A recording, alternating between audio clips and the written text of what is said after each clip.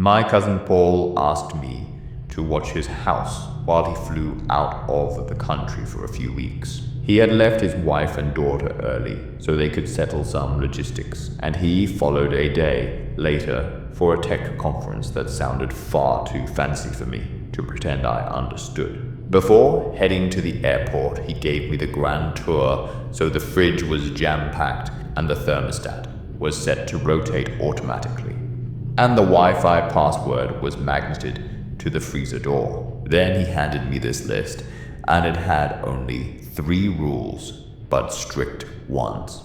No guests. Do not open the backyard gate. Stay inside during heavy snow. It was a little weird, so I thought maybe Paul was just being cautious because he always leaned that way, and the place was far from everything. You could fall on ice out there, and no one would find you until tomorrow. So I shrugged it off, and I nodded along, and promised I would be careful. Finals had just wrecked me, so I was honestly grateful for the solitude. The first few nights passed like a slow dream, so I lived off frozen dinners and instant ramen, and I watched bad shows without guilt, and I let the quiet crawl into my bone. There is a kind of calm that comes from complete isolation, and you do not even know you needed it until you are standing right in the middle of it. Then the storm hit, and it brought thick snow, and it was heavy, so the kind that makes the world feel sealed off like time just folds into itself and disappears.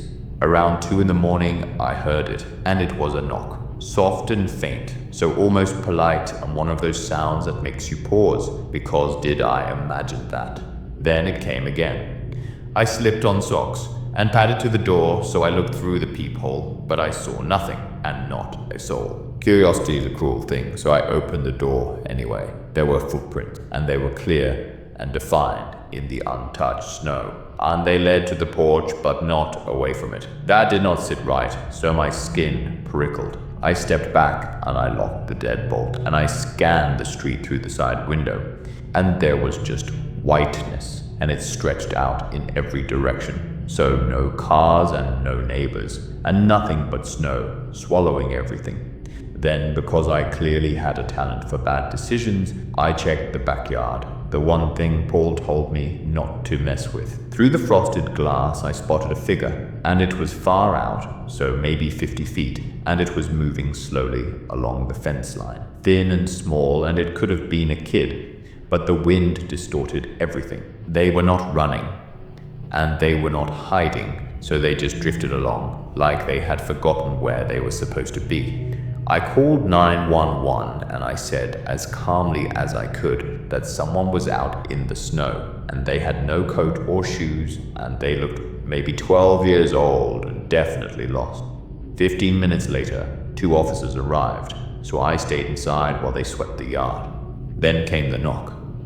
This time, it was from them, and there was a kid standing between them. He could not have been older than 11, so he was soaked to the bone and had no coat and just a hoodie and jean. He was shivering but quiet and confused in a way that made your chest ache. He kept mumbling the same question, and it was always, "Is this my house?" He was not scared and he was not panicking, so he was just unmoored. I gave the cops the emergency contact sheet Paul left, and I tried calling him again, but his number was dead, so it went straight to voicemail. I did not sleep much after that. A few days later, a detective called and said the boy had been reported missing in a town about an hour away, so there were no charges filed and no further details, just one quiet comment from the officer. We are still not sure how he got all the way out there. That should have been the end, but it was not. A week later, there was another knock. So same porch and another child, and same profile with light clothes and vacant expression, and no answers. Different missing report, and this one made the local news. And me, I kept thinking about that list. Why those specific rules? Why avoid the gate? Why emphasize the snow? Why did Paul leave after his family? The cops never found anything unusual, so there were no leads and no links, and just stray cases with strange timing. I stayed until Paul came back, and I locked every door, and I slept lightly, and I kept the curtains closed even in the daytime. When he finally returned, he thanked me, like nothing had happened. So he said he hoped I got some good rest, and he never once brought up the police reports or the children or that list. I have not asked him about it, and not yet. But sometimes I catch myself replaying it all in my head, so the knock and the cold and the blank look on that boy's face. And those rules are burnt into my brain now, like some quiet warning I still do not understand. No guests. Do not open the gate. Stay inside during heavy snow. I wish I had asked why. I had been doing food deliveries for a while, and winter always hit hardest, so it paid best. That night felt like the finish line. My last drop-off was done, so I was cold and starving, and I just wanted to get home. Snow kept falling in sheets, so visibility was awful, yet I knew the streets well, so I took it slow. I had just declined another order, and I turned onto a familiar back road when something happened. A jolt hit me, so my steering wheel jerked and I felt the thud in my chest. The car veered, so it sank into a bank of snow beside the road. I muttered a few curses, then I tried to breathe because panic was already crawling in. I had no signal, so I hiked a bit uphill until a single bar blinked to life and I called for roadside. They said help would arrive in 15 minutes, so I exhaled, like I believed them. I had only just climbed back into the car when headlights appeared behind me, so orange hazard lights lit the snow. A pickup truck rolled up behind me. Relief hit fast, so I did not even question it. A guy stepped out, and he wore no uniform, so he had mismatched winter gear and a grin that did not reach his eyes. He told me he was sent to help, so I mentioned someone was already coming, yet he insisted he was the one dispatched. That was the first weird thing, so the second was worse. He had no gear except a snow shovel in the truck bed, and he walked to the back of my car, so he opened my trunk without asking. He paused there, so he whispered, "Sorry." Then he slammed it shut. My stomach dropped.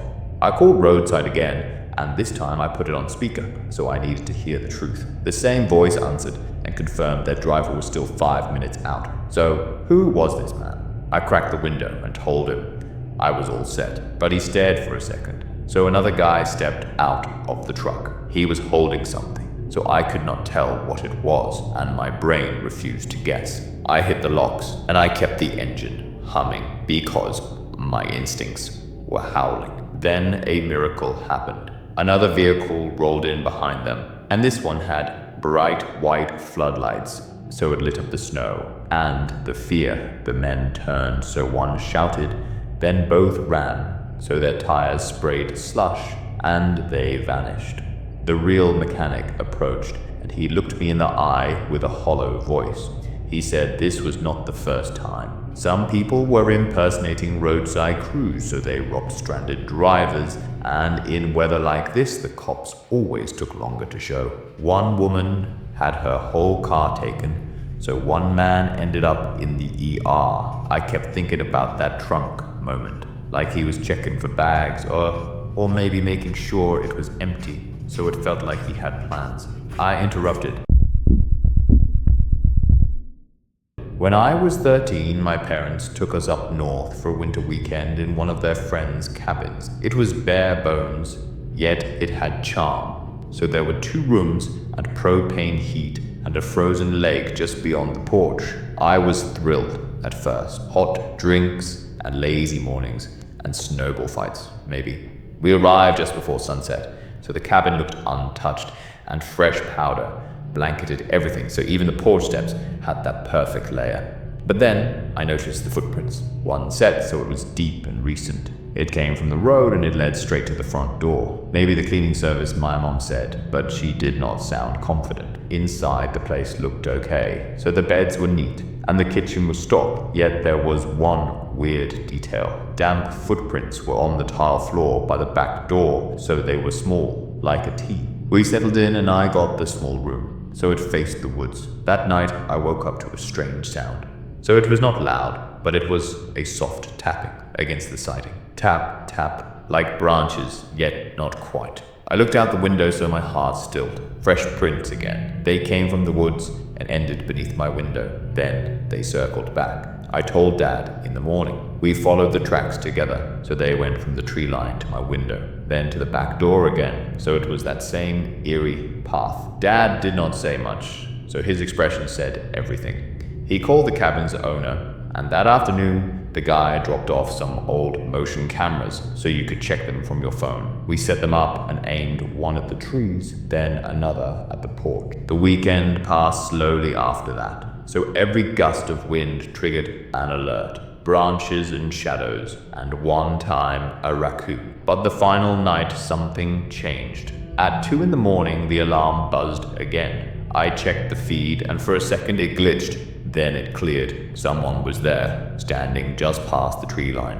Unmoving and unblinking, so they just stared. They did not step closer, so they did not wave, yet they just watched. Then they turned. They walked into the woods and disappeared. We packed at dawn. Dad did not ask if we wanted pancakes, so he did not suggest fishing. We drove home in silence. Later that week, he installed cameras around our house. I never asked why. I already knew.